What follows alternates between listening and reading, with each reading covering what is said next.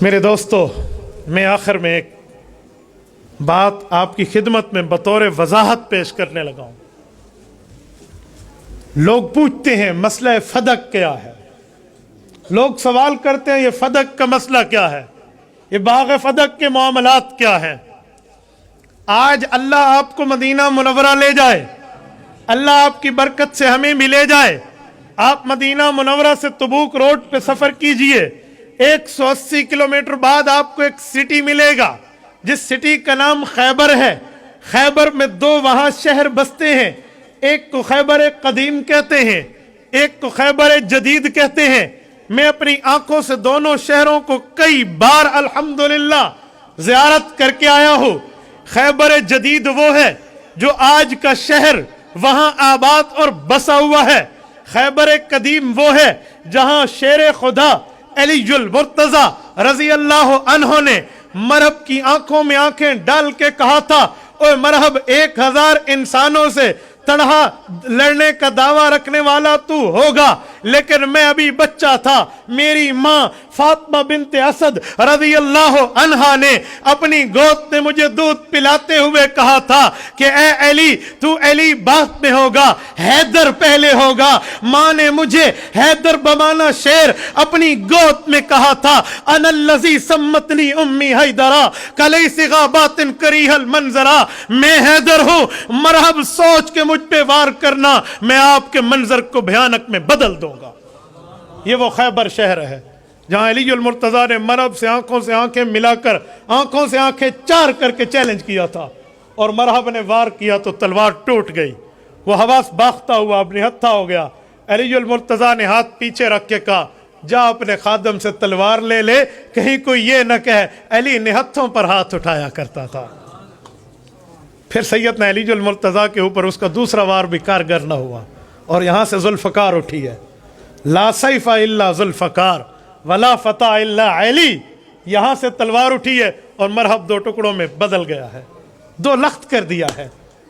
وہ خیبر اور کیا خیبر، خیبر فتح ہوا، قلعہ فتح ہو گیا اس جگہ پہ۔ اس کے ساتھ کچھ اور بھی زمینیں تھیں جو بغیر جنگ کے فتح ہوئی، اسے کہتے ہیں مال فے۔ ان مال فے میں بغیر جنگ کے فتح ہونے والوں میں فما اوجفتم علیہ، جسے قرآن کہتے ہیں بغیر جنگ کے ملا، ان میں ایک زمین کا نام فدق ہے۔ جب میں لوگوں سے باتیں سنتا تھا کہ نعوذ باللہ صدیق فتح غصب کر گیا، تو میں سمجھتا تھا 11 لاکھ مربع میل کا حکمران ابو بکر صدیق نے کوئی سینکڑوں ایکڑ اراضی کھا لی ہوگی۔ یار اپنی شایان شان کے مطابق کوئی ہاتھ مارتا ہے نا۔ اگر بات یہ ہوتی تو ہماری حیرت کی انتہا رہ گئی۔ وہ باغ فدق یہ آپ کے صحن سے چھوٹا ہے، اس میں 13 کھجور کے درخت ہیں، کل 13۔ یار الزام لگانا تھا تو کوئی بڑا الزام لگاتے، یہی الزام آپ کو ملا ہے، یہی کھوٹا سکہ جو ابو بکر صدیق پہ استعمال کرنے چلے، فدق کھا گیا۔ اب میں ذرا آپ کو سمجھاؤں وہ پس منظر ہے کیا۔ رسول اقدس صلی اللہ علیہ وسلم ان 13 کھجوروں کو کیا کرتے؟ اہل بیت میں تقسیم فرما دیتے۔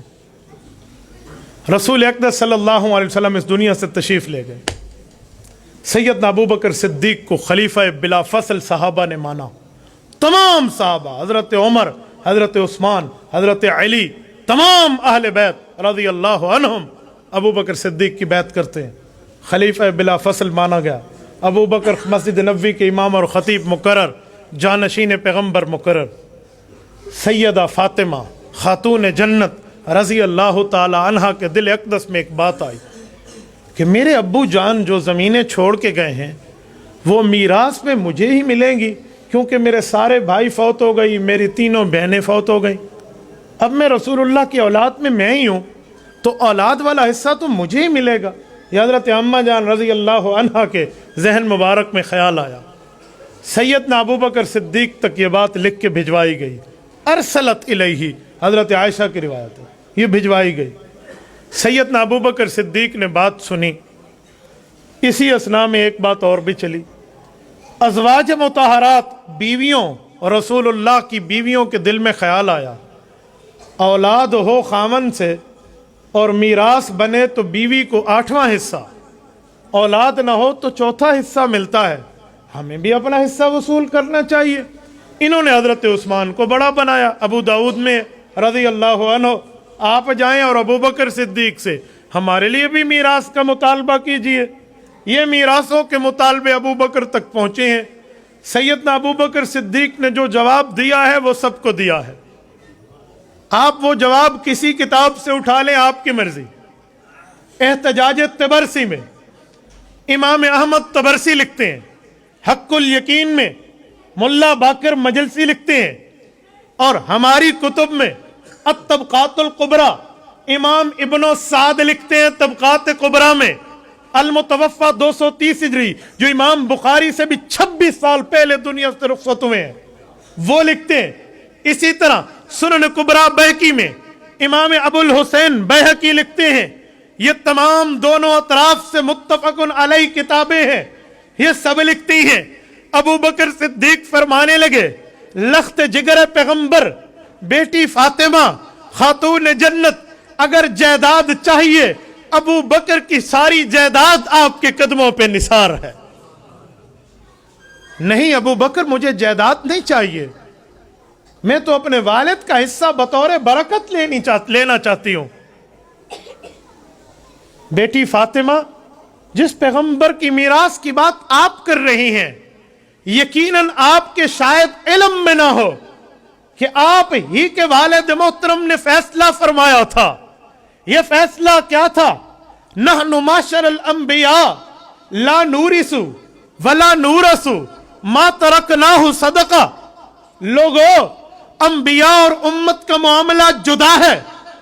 جب امتی فوت ہو تو قرآن کہتا ہے یوصیکم اللہ فی اولادکم للذکر مثل حظ الانثیین، میراث بن کے ورثاء کے پاس چلے جائے گی. لیکن جب نبی فوت ہوتا ہے ما ترکناہ صدقہ، میراث جائیداد نہیں بنتی، وہ تمام زمین امت پر صدقہ ہو جاتی ہے. ابو بکر صدیق فرماتے ہیں، بیٹی لخت جگر فاطمہ الزہرا، یاد رکھنا یہ آپ کے ابو کا فرمان اور فیصلہ ہے. یہ فیصلہ آپ اپنے خاوند علی المرتضی سے پوچھئے. رسول اللہ کے چچا سیدنا عباس بن عبد المطلب رضی اللہ عنہ سے پوچھئے، سوال کیجئے، کیا پیغمبر کا فیصلہ یہ نہیں تھا؟ حضور نے خود میراث اپنی نہیں رکھی، اور جو رکھا ہے وہ وہی ہے. ھذا ما قضا محمد الرسول اللہ صلی اللہ علیہ وسلم واقضی بما قضى النبی صلی اللہ علیہ وسلم. وہ وہی ہے جو فیصلہ حضور کا تھا اہل بیت پہ تقسیم ہوتا، وہی فیصلہ میں برقرار رکھنا چاہتا ہوں تاکہ حضور کا فیصلہ وہی برقرار رہے. نہ مداخلت فیصلے میں آپ کریں، نہ مداخلت فیصلے میں کروں. آپ بتائیں کیا چاہتی ہیں؟ حضرت فاطمہ رضی اللہ عنہا فرماتی ہیں طبقات الکبریٰ میں، اما انت سمعت رسول اللہ صلی اللہ علیہ وسلم فانت. ابو بکر، جو آپ نے رسول اللہ سے فیصلہ سنا ہے اسی فیصلے پہ عمل کیجئے. یہ تو 1400 سال پہلے سے معاملہ طے ہو گیا تھا. اور صدیق اکبر رضی اللہ عنہ نے اپنی بیٹی سمیت حضور کی بیویوں کو جواب دیا. عمر فاروق کی بیٹی سمیت حضور پاک کی بیویوں کو جواب دیا. ام المؤمنین حضرت حفصہ اور ام المؤمنین سیدہ عائشہ رضی اللہ عنہما، ان سمیت جواب دیا کہ پیغمبر کی بیویوں میں میراث کہاں جائے گی جب بیٹیوں بیٹوں تک نہیں ہے؟ کہاں جائے گی؟ آپ کا حصہ بھی نہیں ہے. وہی ہوگا جو آپ کے ہاں آتا تھا پہلے حضور کے دور میں. اب میں بھی وہی کروں گا، میرے گھر ایک دانہ بھی ان کھجوروں کا نہیں آئے گا. کیا آپ یہ چاہتی ہو میں حضور کا فیصلہ بدل دوں؟ جی نہیں، ہم تو برکت کے لیے رکھنا چاہتے تھے. کہا برکت سے بہتر پیغمبر علیہ الصلوۃ والسلام کا فیصلہ ہے. جی طے ہو گیا، طے ہو گیا، معاملہ ختم. صدیق اکبر رضی اللہ عنہ نے اس کے بعد بھی حجت اتمام کی ہے. سنن الکبریٰ بہقی میں روایت موجود ہے. ابو بکر صدیق رضی اللہ عنہ آئے ہیں. کسی کو شک ہو تو میں کتاب کھول کے دکھا سکتا ہوں. سیدنا صدیق اکبر رضی اللہ عنہ تشریف لائے ہیں، حضرت علی المرتضیٰ کے دروازے پہ تشریف لائے ہیں، اور سیدنا علی المرتضیٰ کے دروازے پہ تشریف لائے. گرمی کا ٹائم ہے، حضرت ابو بکر صدیق پہنچے ہیں. सैयदा फातिमा के खावन सैयदना अली मुर्तजा ने देखा अबू बकर आप तशरीफ लाए, का जी पर्दे में पैगंबर की बेटी खातून जन्नत से अबू बकर कुछ बात करना चाहता है, का जी बेहतर मैं घर से पूछ लूं। जी बखुशी पूछिए। अम्मा जान फातिमा के पास अबू बकर सिद्दीक का पैगाम खुद अली मुर्तजा रज़ी अल्लाह अन्हु लाते हैं। हजरत अम्मा जान फरमाती हैं अंत तुहिब्बुहु फ़अज़िनतु, जो आप पसंद फरमाएं तो मैं भी पसंद करके इजाजत दे रही। फरमाया जी जी मैं भी यही चाहता हूं, इसे अंदर आने दिया जाए। हजरत अम्मा जान फातिमा के पास अबू बकर सिद्दीक आते हैं। मेरे दोस्तों तबक़ातुल कुबरा ये अल बिदाया वन निहाया उठाइए, जिल्द नंबर 6 में हजरत फातिमातुज़ ज़हरा रज़ी अल्लाह ताला अन्हा के पास अबू बकर सिद्दीक रज़ी अल्लाह अन्हु तशरीफ लाए हैं और तशरीफ लाकर अबू बकर सिद्दीक ने एक जुमला कहा है। यह जुमला कह के अबू बकर सिद्दीक एक बात अर्ज करते हैं। डीआई खान के दोस्तों वो मैं बात आपकी खिदमत में रखता हूं ताकि आप सिद्दीक अकबर की कुर्बानी का अंदाजा लगाएं, सिद्दीक अकबर की लजाजत का अंदाजा लगाएं।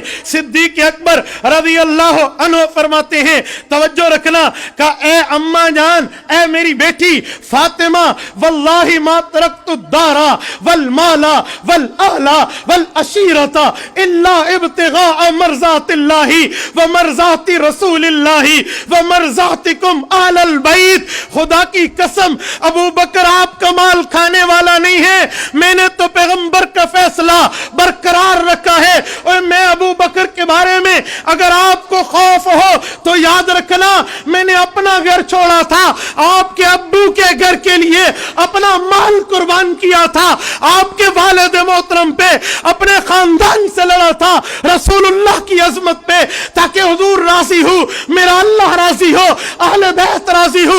अल्लाह की कसम मैं खाने के लिए नहीं कह रहा था, मैंने तो हुक्म पैगंबरी सुनाया।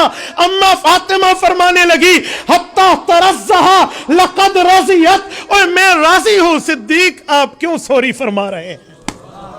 हत्ता राज़ियत, हत्ता राज़ियत, ये मैं आज से 1000 साल पहले हदीस पाक की किताब 1000 साल पहले के लेकर आया हूं, इमाम बैहक़ी, और यही रिवायत इमाम इब्न कसीर ने अल बिदाया व निहाया में मुत्तफ़क़ुन अलैह लिखी है। और यही रिवायत आपके एहतजाज तिबरसी में अहमद तिबरसी लिखता है, आपकी हक़्क़ुल यकीन में मुल्ला बाकर मजलिसी लिखता है। बात तो तय है मेरे भाई,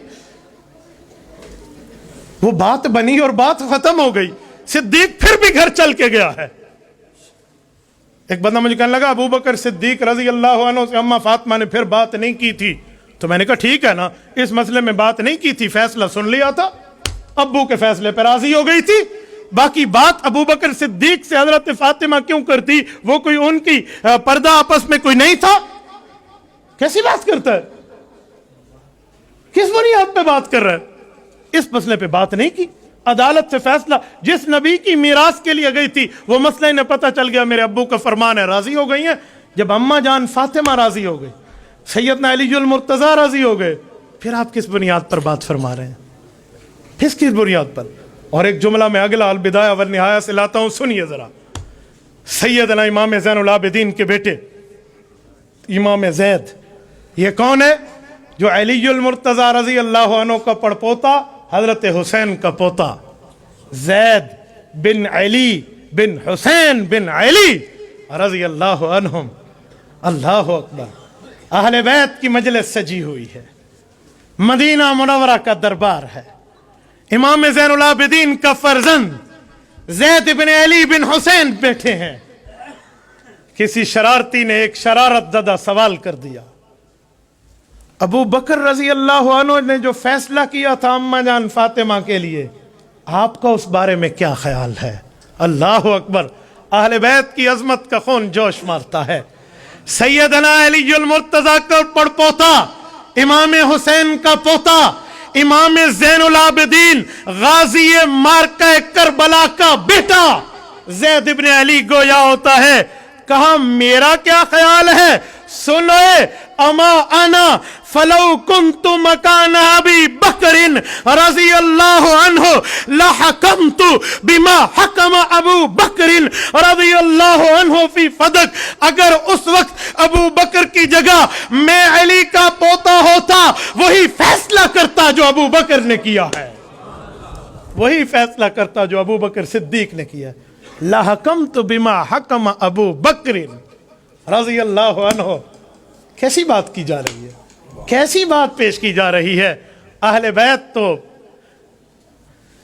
अबू बकर सिद्दीक की सफाई और ताईद पेश फरमा रहे हैं। ओए ये गासिब था, और जब सिद्दीक अकबर की बेटी से रसूलुल्लाह की शादी हुई है, 500 दिरहम हक महर मुकर्रर हुआ, तो सिद्दीक अकबर फरमाते हैं मुझे ये बात अच्छी न लगी कि रसूलुल्लाह जेब से पैसा अदा करें। सिद्दीक अकबर ने हुजूर की बीवी का हक महर अपनी जेब से दिया था। हिजरत के वक्त 2 ऊँटनियां दी थी। हिजरत के सफर पे 40,000 दीनार रसूलुल्लाह सल्लल्लाहु अलैहि वसल्लम की जान पर खर्च किए थे, और यह फिदक खा गया था जिसने जान माल रसूलुल्लाह पे लगाया। जो इस सफर में यूं पैसे लुटाता फिरता है, जो माल लगाता फिरता है, कहते माली अनफिक अला रसूलिल्लाह, या रसूलल्लाह माल अबू बकर कमाए, हुक्म आप पे खर्च हो। ये खा गया था, इसे गासिब कहते हो। ये गसब कर गया था जिसने अपनी जान, अपनी माल, अपनी औलाद, अपना सब कुछ पैगंबर इस्लाम पर लगा दिया था। अच्छा चलो मैं एक कदम बढ़ के कहता हूं, हमारे 12 आइम्मा हजरत अली, इमाम हसन, इमाम हुसैन, इमाम ज़ैनुल आबिदीन, इमाम मोहम्मद बाकिर, इमाम जाफर सादिक, इमाम मूसा काज़ी, इमाम अल रज़ा, इमाम तक़ी, इमाम नकी, इमाम हसन अस्करी, इमाम महदी रज़ी अल्लाहु अन्हुम, अजिल्ला शख्सियात में किसी एक का कौल पेश कर दो कि सिद्दीक ने यह बाग अपने कुंबे और फैमिली के नाम पे करा दिया हो। कयामत तक ये बात नहीं मिल सकती। ये तो सब राजी रहे उनसे। सिद्दीक ने अपने कुंबे पे करा लिया हो, अपने नाम पे अलॉट करा लिया हो, आमदन से जायद असासा बना लिया हो, कोई तो पेश करके दिखा दो।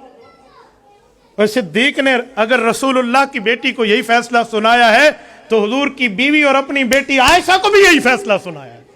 सिद्दीक ने अपने घर में भी तो नहीं दिया। क्या तुम ये चाहते हो सिद्दीक पैगंबर के फैसले में मुदाखलत करता? बोलिए बोलिए। सिद्दीक पैगंबर के फैसले को बदल देता, पैगंबर के फैसले को अबू बकर तब्दील करता, यही चाहते हो? सिद्दीक ने तो पैगंबर के फैसले को बरकरार रखा है। इस फैसले को अबू बकर सिद्दीक रज़ी अल्लाह अन्हु बरकरार रख रहे हैं। ये कैसे हो सकता है कि अबू बकर सिद्दीक रज़ी अल्लाह अन्हु पैगंबर के फैसले को बदल दे? और सिद्दीक अकबर रज़ी अल्लाह ताला अन्हु को अल्लाह रब्बुल इज़्ज़त ने ये जो फैसला कराया है, सिर्फ सिद्दीक का नहीं है।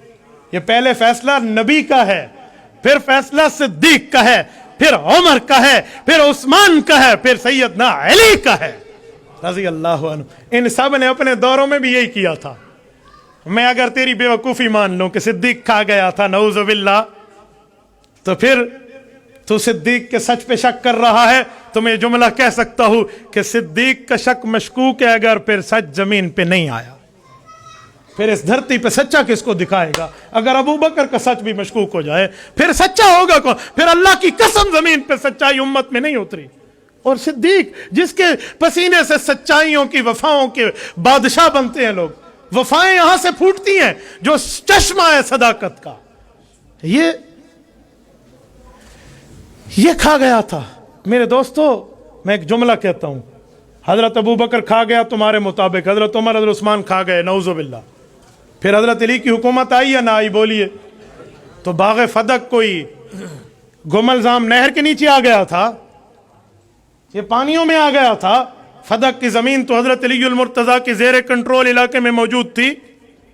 तो जब हजरत अलीउल मुर्तज़ा बिला शर्कत गैर हुक्मरान बने थे और 4.5 साल बने थे, हजरत फातिमा तो दुनिया से रुखसत हो गई रज़ी अल्लाह अन्हा, हजरत हसन हुसैन तो जिंदा थे, हजरत उम्मे कुलसूम और हजरत ज़ैनब तो जिंदा थी, हजरत फातिमा की औलादें। तो अली बुलाता, मेरी बेटियों, मेरे बेटों आ जाओ, वो तो खा गए थे, मैं तुम्हें तुम्हारे नाम पे तुम्हारी माँ की जायदाद अलॉट कर दूं। हजरत अली ने भी तो नहीं किया। क्यों? इसलिए कि अहले बैत का फैसला मैं सुना चुका हूं अलबिदाया से कि अबू बकर की जगह अगर हम होते तो यही फैसला करते। یہ فیصلہ وہی ابو بکر والا اور نبی والا علی نے برقرار رکھا ہے رضی اللہ عنہم. پھر فتویٰ صرف ابو بکر پہ کیوں ہے؟ پھر غصہ صرف خلیفہ وقت کی جوڈیشری پہ کیوں ہے؟ پہلے دن سے عدالتوں میں انصاف نہیں ملا. یہ کس بنیاد پہ باتیں ہو رہی ہیں؟ یہ کس بنیاد پہ کہا جا رہا ہے سبحان اللہ و بحمدی سبحان اللہ العظیم؟ دوسرے لفظوں میں یہی کہنا چاہتے ہو کہ پھر چوتھی جوڈیشری جو حضرت علی المرتضیٰ کی تھی اس نے بھی ناانصافی سے کام لیا تھا؟ یا ابو بکر صدیق کو بہانہ بنا کر علی کو نشانہ بنایا جا رہا ہے؟ کیا مطلب؟ کس بنیاد پہ کہا جا رہا ہے؟ اور میں ایک بات قول فیصل کے طور پہ بات ختم کرتا ہوں، توجہ رکھنا. اللہ کی چاہت یہی تھی، اللہ کی مرضی ہی یہی تھی. ابو بکر خلیفہ اول بنے اور یہ فیصلہ کرائے، علی خلیفہ آخر بنے اور پھر اس فیصلے کو برقرار رہے. اگر علی پہلے نمبر پہ خلیفہ بن جاتے تو صدیق کے فیصلے کی تائید کون کرتا؟ نہیں سمجھے؟ صدیق کے فیصلے کی تائید کون کرتا؟ آؤ میں تمہیں 5 تن پاک دکھاؤں. ایک نبی ہے، ایک صدیق ہے، ایک عمر ہے، ایک عثمان ہے، ایک علی ہے. یہ بھی تو 5 تن پاک ہیں جن میں پہلا نبی ہے، آخری علی ہے. پانچوں نے فیصلہ یہ برقرار رکھا ہے. اس سائڈ سے آؤ فیصلہ نبی کا ہے، اس سائڈ سے آؤ فیصلہ علی کا ہے. اگر خلافت میں حضرت علی پہلے آ ہی جاتے تو یہ حضرت ابو بکر کے فیصلوں کی تائید کون کرتا؟ تصویب کون کرتا؟ صفائی کون دکھاتا؟ رب نے اپنی قدرت کاملہ تامہ سے ابو بکر کو پہلا نمبر، حضرت علی کو چوتھا نمبر دیا تاکہ یہ تائید کرتے ہوئے جائے. میرے دوستو، اللہ رب العزت ابو بکر صدیق رضی اللہ تعالیٰ عنہ کی قدر کی توفیق عطا فرمائے. ان کی قبر پہ کروڑوں اربوں رحمت نازل فرمائے. میں اسی بات کو ختم کرتے ہوئے یوں کہوں گا، جڑا حق نہیں مندا حیدر دا ایمان یقین تے نہیں آیا. جڑا حق نہیں مندا حیدر دا ایمان یقین تے نہیں آیا. عثمان دی شان دا نظریہ شیطان لعین تے نہیں آیا. جڑا راز عمر دا منکر ہے او بشر اجاں دین تے نہیں آیا. جڑا راز عمر دا منکر ہے او بشر اجاں دین تے نہیں آیا. صدیق دا سچ مشکوک اگر تا سچ زمین تے نہیں آیا.